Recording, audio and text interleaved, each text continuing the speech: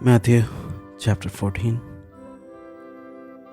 At that time, Herod the Tetrarch heard the report about Jesus and said to his servants, "This is John the Baptist.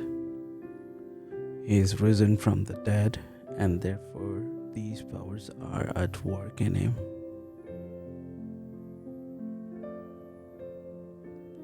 For Herod had laid hold of John and bound him, and put him in prison for the sake of Herodias, his brother Philip's wife,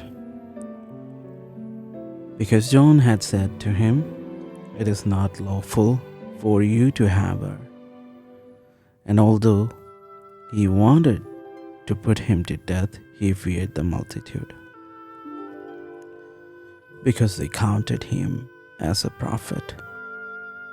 But when Herod's birthday was celebrated, the daughter of Herodias danced before them and pleased Herod. Therefore he promised with an oath to give her whatever she might ask. So she, having been prompted by her mother, said, "Give me John the Baptist's head here on a platter." And the king was sorry. Nevertheless, because of the oath and because of those who sat with him, he commanded it to be given to her. So he sent and had John beheaded in prison, and his head was brought on a platter and given to the girl. And she brought it to her mother. Then his disciples came and took away the body and buried it, and went and told Jesus. When Jesus heard it, he departed from there by boat to a deserted place by himself. But when the multitudes heard it, they followed him on foot from the cities. And when Jesus went out, he saw a great multitude, and he was moved with compassion for them, and healed their sick. When it was evening, his disciples came to him, saying, "This is a deserted place, and the hour is already late. Send the multitudes away, that they may go into the villages and buy themselves food." But Jesus said to them, "They do not need to go away. You give them something to eat." And they said to him, "We have here only 5 loaves and 2 fish." He said, "Bring them here to me." Then he commanded the multitudes to sit down on the grass. And he took the 5 loaves and the 2 fish, and looking up to heaven, he blessed and broke and gave the loaves to the disciples, and the disciples gave to the multitudes. So they all ate and were filled. And they took up 12 baskets full of the fragments that remained. Now those who had eaten were about 5,000 men, besides women and children. Immediately, Jesus made his disciples get into the boat and go before him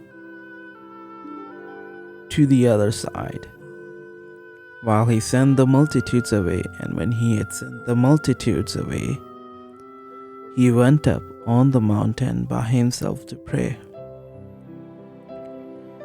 Now when evening came, he was alone there, but the boat was now in the middle of the sea, tossed by the waves, for the wind was contrary.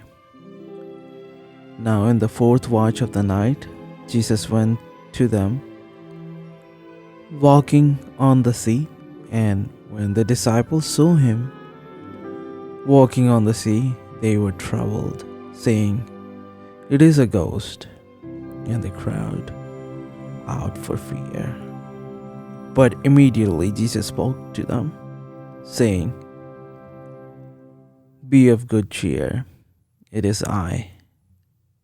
Do not be afraid."